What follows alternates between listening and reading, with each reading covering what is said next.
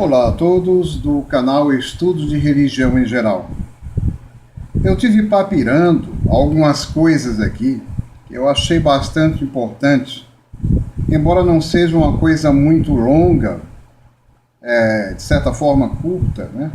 Dá para todo mundo observar bem, né? Mas eu achei interessante a missão dos 70 discípulos de Yeshua lá na Judéia, aquele que é chamado erroneamente de Jesus Cristo. Dá licença, deixa eu beber uma águazinha aqui. É chamado de Jesus Cristo, né?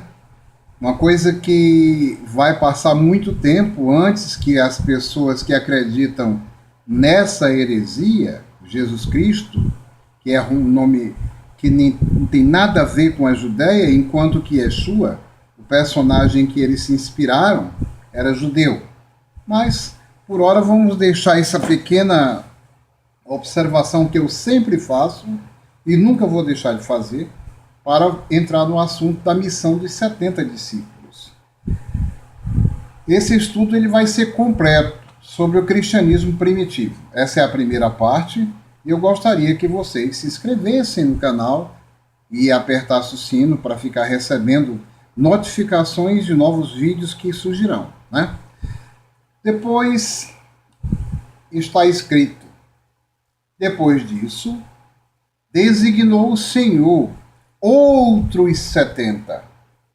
Vejam bem, a palavra outros 70. E os enviou adiante de si, de dois em dois, a todas as cidades e lugares aonde ele haveria de ir. Mas assim, onde é que está escrito isso? Está escrito em Lucas 10, versículo 1. Isso está escrito em Lucas 10, versículo 1. Algo digno de nota que eu achei é o fato de que esses não foram os primeiros que foram enviados para fora da Judéia. Não foram os primeiros, né? E a missão era sair de dois em dois. Os 70 sairiam de dois em dois, né? Tem gente aí fazendo, mas fazendo errado, né? Não vou citar nome de ninguém. A carapuça que fica bem assentada na cabeça dos que estão fazendo errado, né? Eram os 70, eram os homens mais experientes, não eram jovens não, entendeu? Dois em dois. Fora este teste, não conhecemos outra escritura que cite outros enviados pelo mestre. Não conhecemos outras escrituras. A missão dos 70 discípulos tinha uma importância muito grande. Era preparar o caminho para o mestre Yeshua ir. Depois, adiante. E dizia-lhes: na verdade, a seara é grande, ou seja, o campo é grande, né? Mas os trabalhadores são poucos. Rogai, pois, ao Senhor da seara, que é Adonai, né? Senhor da seara, para mandarem trabalhadores para a seara. Isso está em Lucas 10 também, versículo 2. E no versículo 3 diz: ide, eis que vos envio como cordeiros.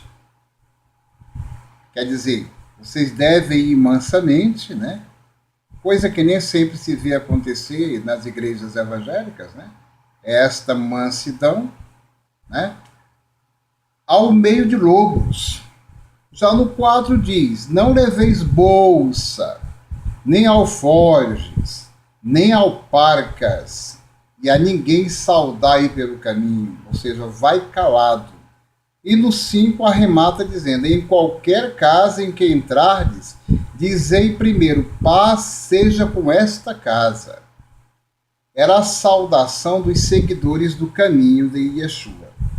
Não tinha nada a ver com cristianismo, nada, absolutamente nada. Quero que fiquem bem claro para as pessoas que veem o canal que eu estou disposto a dialogar sobre esse assunto, porque não existe realmente nada que ver com cristianismo. O cristianismo foi uma invenção romana, né? E no arroxo, porque Constantino tinha o país dele rachado, dividido, e ele queria cimentar. né? Então ele usou o drama dos seguidores legítimos de Yeshua, que eram os seguidores do caminho, e Paulo tinha transformado lá entre os estrangeiros, que ele era herege, lá do estrangeiro tinha transformado em Jesus Cristo. Ele deixou de usar o nome seguidores do caminho, que em Atos dos Apóstolos, vocês vão ver mais adiante, ele fala. Ao dizer que a seara era grande e que os trabalhadores eram poucos, Yeshua mostra que o colégio dos essênios estava naqueles dias em grande perseguição. Ele não tinha como se despojar de nenhum dos seus discípulos e dos novos que tinham sido chamados para o ofício de 70, para poder mandar para fora. Então, adiante veremos que isto é uma grande verdade e nós vamos seguir em frente com isto, né? Continuando, se vocês estiverem com escrituras à mão, por favor, eu vou dar um tempinho para vocês pegarem a Bíblia de vocês, por gentileza.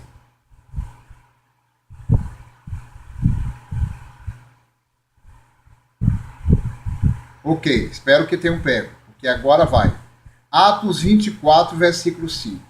Quando Paulo é acusado de ser líder de uma seita chamada dos Nazarenos, que muitos religiosos acreditam ter relação com a vila de Nazaré, o que não é uma verdade, usando outra visão, podemos vislumbrar Paulo entre os essênios.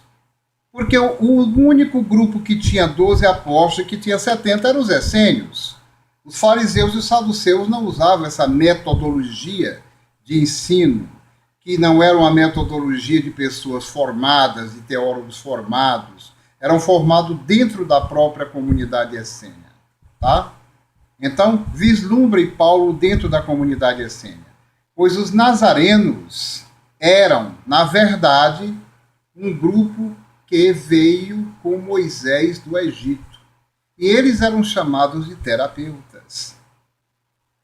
Poucas pessoas observam isso e quando observam é com deboche. Eu não sou debochado, mas eu gosto de falar as coisas de uma maneira muito séria. Eu sou sério quando se trata desse assunto e de muitos outros. Em Atos 24, 5 ainda vemos, no versículo 5. Temos achado que este homem é uma peste, é promotor de sedições entre todos os judeus, por todo o mundo, e é chefe da seita dos nazarenos. Seita dos nazarenos. Na Bíblia inteira não se escuta falar em essênios, mas, no entanto, se fala de um dos grupos essênios que eram os nazarenos. Paulo declara ser um seguidor do caminho. Não foi ninguém, não foi outra pessoa, não foi nenhum apóstolo, outro apóstolo, porque Paulo, na realidade, nunca foi apóstolo. Quem diz isso aí está dizendo uma mentira, né? Paulo nunca foi apóstolo. Ele viveu no meio deles, aprendeu muita coisa, mas não chegou ao apostolado. Embora ninguém queira admitir isso, porque amam esse herege, que, por sinal, distorceu tudo que Yeshua, o Rabino Yeshua, profeta Yeshua havia dito. Muito bem. Em Atos 24, 14 diz: mas confesso-te isto, que seguindo o caminho ao que eles chamam seita, assim sirvo ao Pai, meu Pai, nosso Pai, crendo tudo quanto está escrito na lei e nos profetas. Bem, logicamente que ao confessar abertamente ser um seguidor do caminho, ele recebeu a seguinte resposta do soldado romano. Um soldado romano disse isso para ele. Aí nós vamos para Atos 28, versículo 22. Me acompanhem, eu vou repetir. Atos 28, versículo 22. No entanto, bem quiséramos ouvir de ti o que pensas, porque quanto a esta seita, notório nos é que em toda parte é impugnada.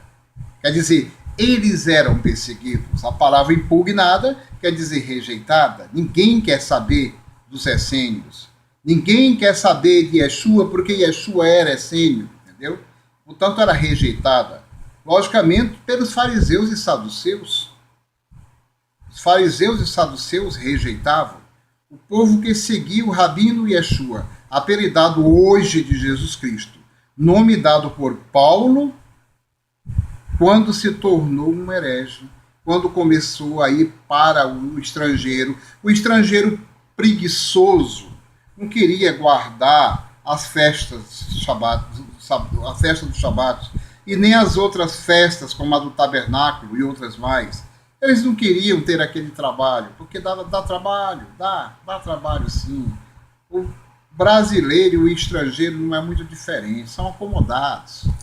Eles preferem uma religião de aparência. Religião de aparência tem muito. Vocês podem procurar que vocês vão encontrar um monte de gente fazendo promessas vazias que não vão levar ninguém para canto nenhum. O que leva as pessoas para algum lugar é conhecimento, que as igrejas querem que você saiba só até um certo ponto. Depois só o pastor ou o líder, eu vou chamar líder porque tem umas que não se intitulam de pastor, ou o líder é que deve saber. Se for o caso da igreja católica, é um padre, né? Eu vou consultar o meu padre para ele me dizer por quê. Porque o cara não tem vontade de aprender. Sabe que se for aprender, ele vai ver que ele tem que fazer alguma coisa a mais do que o que ensinam eles, né? Ok. Então, quando fantasias tornam-se fatos, é interessante notar que a história nos avisa mais um tempinho. Que muitas fantasias terminam tornando-se fatos. Fatos que todo mundo diz, não, isso é real, isso aconteceu. Você tem certeza que aconteceu? Tem certeza, né? Com a criação da igreja, com o estabelecimento estatal, o cristianismo paulino, finalmente estabelecido nos fundamentos espirituais da corrupção, porque ele era corrupto, medo e rígida repressão, o rei Constantino Grande trouxe aparente unidade ao império. Por que eu digo que foi aparente? Porque realmente foi aparente. Eu vou explicar por que foi aparente. Porque existia uma oposição a Constantino. Mas essa oposição, ela era calada pela espada.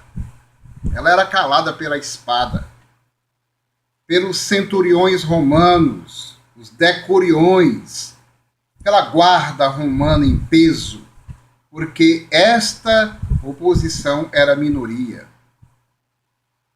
E quando a maioria quer o mal termina sendo feito. E o cristianismo está aí para provar que o mal foi feito. Embora as pessoas de hoje não tenham esse conhecimento, e muitos não querem adquirir, né? Esta aparente paz trouxe, na realidade, a maior perseguição aos verdadeiros seguidores do Messias, o Rabino Yeshua. Muitos de vocês, como eu antigamente acreditava, que os cristãos eram mortos nas arenas, não eram os cristãos também. E tinha já alguns que se chamavam cristãos, mas a maioria eram essênios, que foram mortos defendendo a sua fé no profeta Yeshua. Esta é uma verdade. A história foi mudada drasticamente.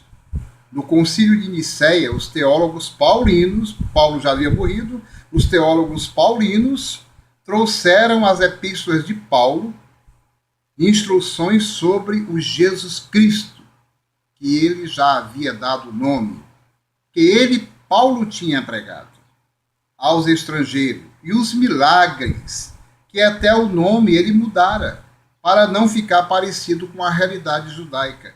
Porque na Judéia não se falava e não se fala em milagre, se falava em sinal de poder, que nós nascemos com ele.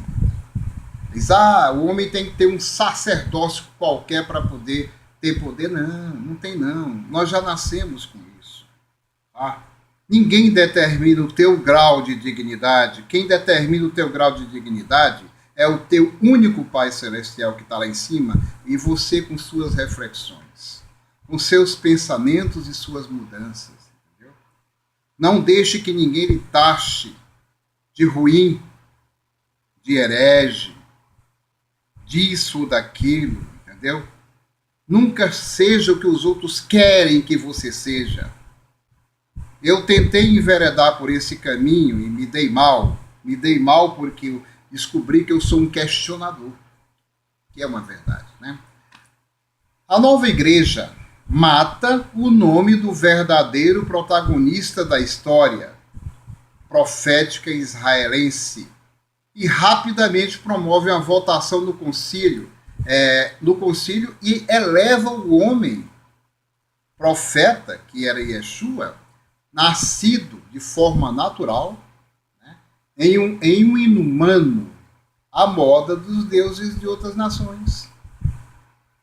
Tá, foi tudo baseado em Mitra, foi tudo baseado nos deuses do mito solar.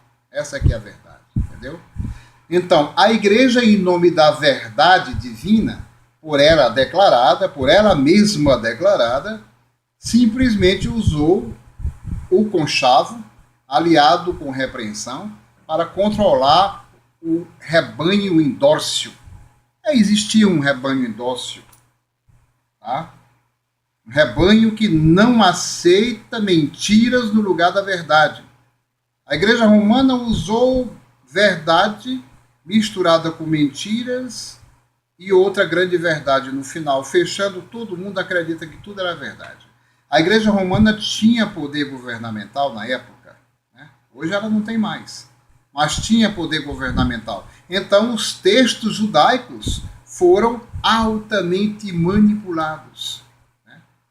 No livro de Tomé, que a igreja hoje não aceita como escritura, ela queimou e guardou também, entendeu? Está lá no Vaticano. Mas uma cópia foi encontrada nas grutas entre os essênios. Tá? Então, esse livro de Tomé, está escrito que a chefia da primeira presidência passou de Yeshua para seu irmão Tiago. Ora, vejam só, se você for olhar o Velho Testamento, você vai ver que tudo era por hereditariedade. Sequência profética era por hereditariedade. Reinados eram por hereditariedade. E aí, de repente, aparecem gente tomando vaga de gente da família por ambição pura. Não só numa, mas em inúmeras igrejas por aí que se dizem reveladoras e que não são. E não são. Tá? Então, o que acontece? Já a igreja de que nós estamos falando, católica, mudou para Pedro, alegando que sobre esta rocha eu edificarei a minha igreja. Yeshua não andava falando esse nome igreja. Na cidade dele, no país dele, usava-se sinagoga, embora os dois nomes tenham o mesmo significado. Mas, mesmo assim, isso para fortalecer a autoridade da igreja.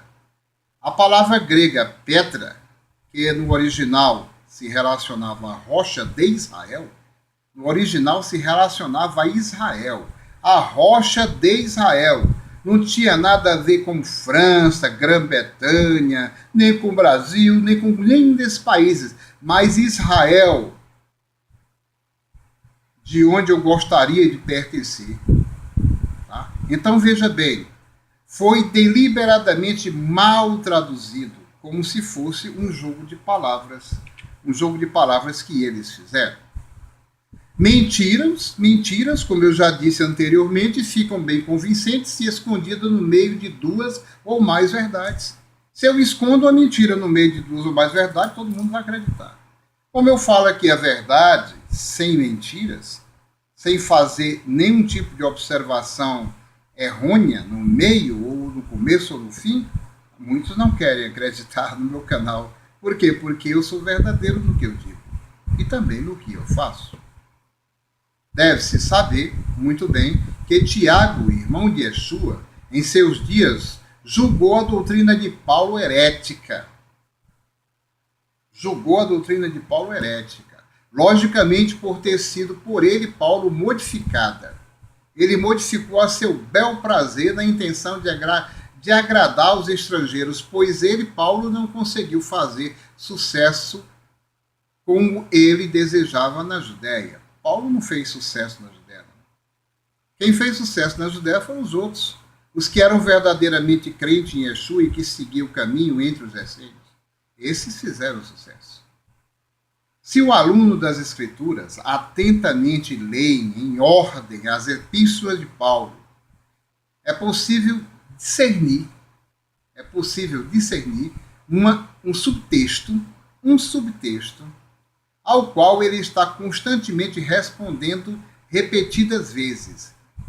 Refuta a acusação de que é um falso profeta. Ele fica o tempo todo dizendo que não é um falso profeta, né? Ou mentiroso, que obtém alguma forma de ganho financeiro com o seu trabalho evangélico. Um trecho em particular, embora breve, é sobretudo revelador. Vamos ver o texto, né? Vamos ver 1 Coríntios 9, versículo 4. Não temos nós direito de comer e de beber? Isso quem disse foi Paulo. Não temos nós o direito de comer e de beber?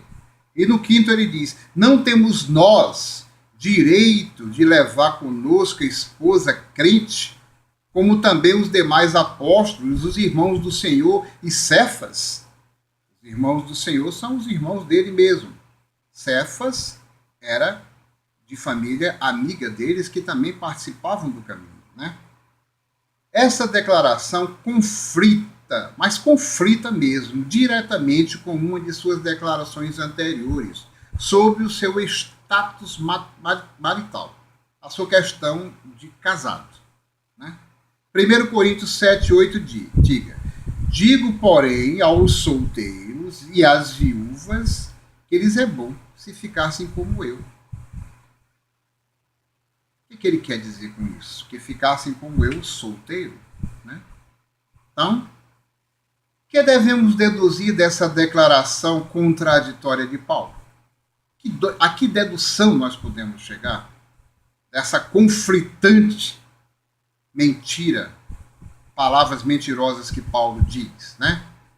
E é ele o mentiroso, como afirma eu não sei direito esse nome desse livro, eu nunca tinha me deparado com ele, portanto eu peço desculpas aos senhores e senhoras e senhoritas que estão vendo isso, né? Então, vou ver se eu leio.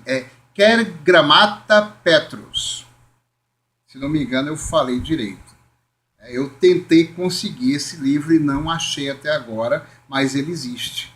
Ele só não está em PDF e eu não pude ver qual é a editora que está editando ele, mas eu vou adquirir esse livro para ver muitas coisas que tem dentro dele, né? Ou apenas uma testemunha confusa e altamente indigna de confiança, será? A afirmação de que é solteiro. Ele afirma primeiro que tem direito a ter uma mulher e blá, blá, blá, blá, blá, blá, e depois ele diz que é solteiro e enaltece a condição de solteiro.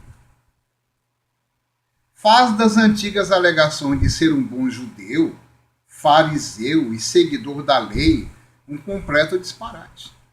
É um disparate que ele faz, na verdade. Circuncidado ao 8º dia, da linhagem de Israel, da tribo de Benjamim, ele era da tribo de Benjamim, isso aqui não é mentira não, é verdade, ele era da tribo de Benjamim. Hebreus de hebreus, segundo a lei fui fariseu, segundo a lei, porque ele não seguia isso, ele seguia o caminho, mas segundo a lei ele diz que foi fariseu. Para ter direito a todos esses títulos, Paulo teria de cumprir a lei e a tradição de seu povo e obedecer ao mandamento do Pai Celestial verdadeiro, e de multiplicai-vos, e para isso teria que ser casado segundo a lei de Moisés.